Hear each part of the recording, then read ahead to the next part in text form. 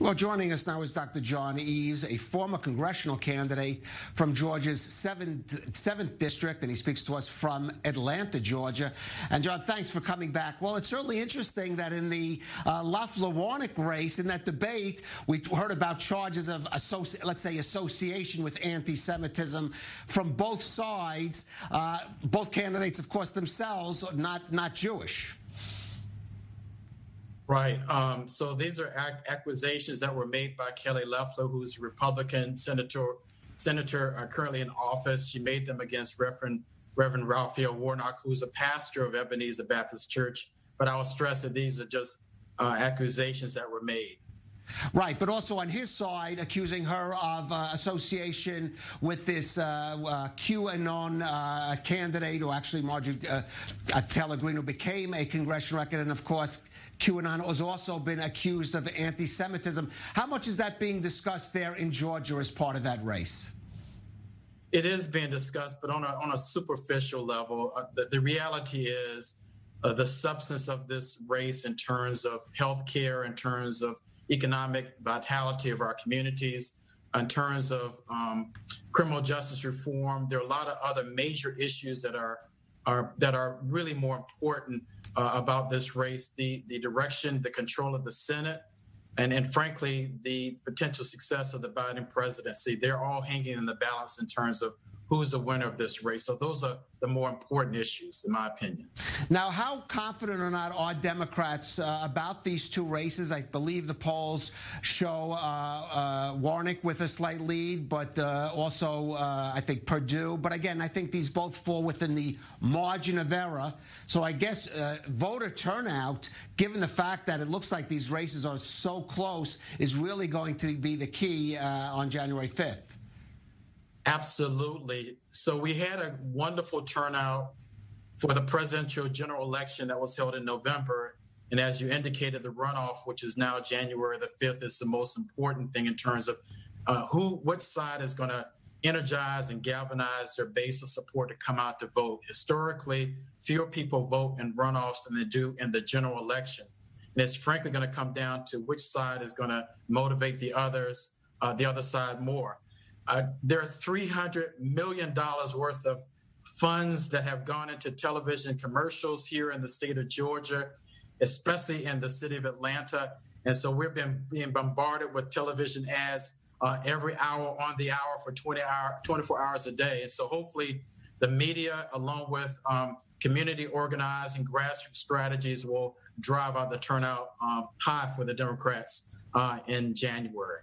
Now, it seems that this senatorial race, which is key because, as I said before, it will determine or could determine which party controls the Senate, has somehow become entwined with the presidential race.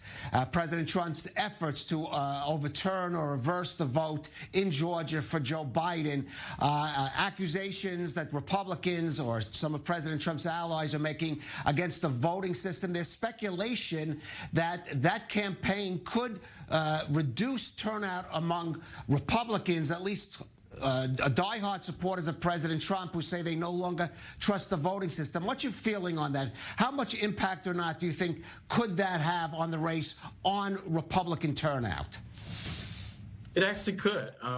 On the Republican side, which is really ironic, there's sort of a mixed message that's being made right now. President Trump has refused to concede the election, even though he lost by nearly 7 million votes. He lost by close to 12,000 votes in the state of Georgia. He's challenged the elections here, even though we've had 3 recounts and it's been certified.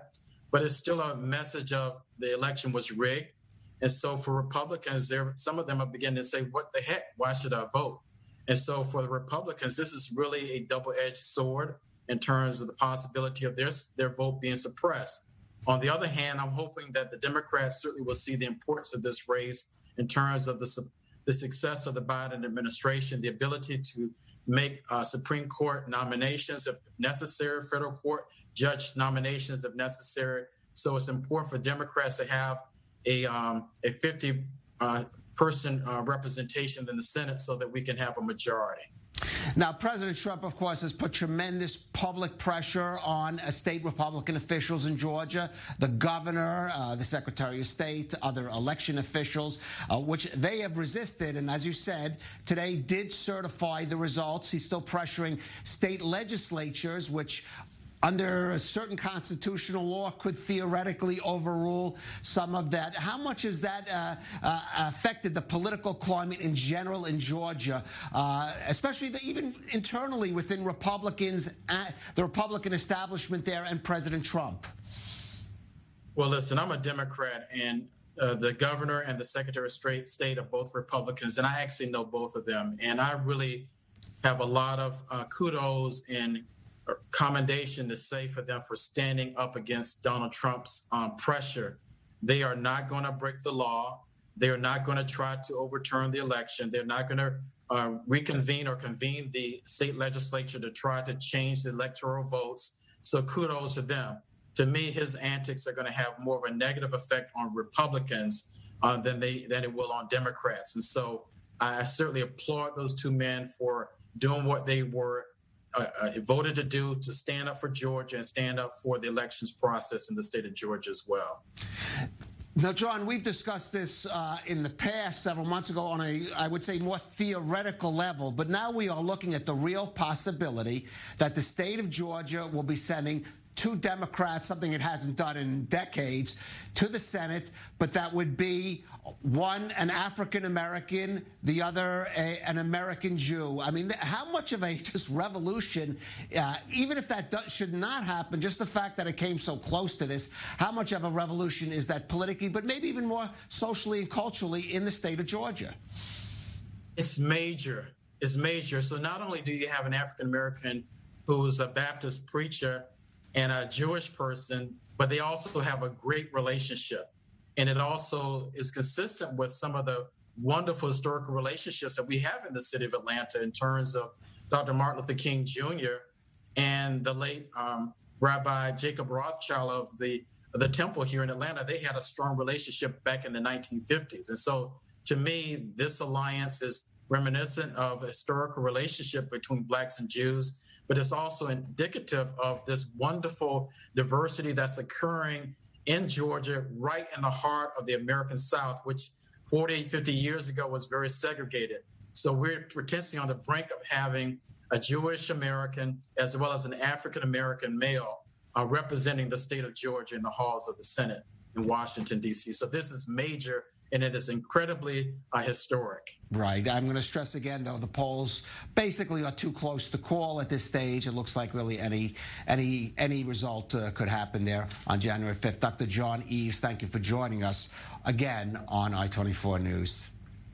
Thank you so much. My pleasure.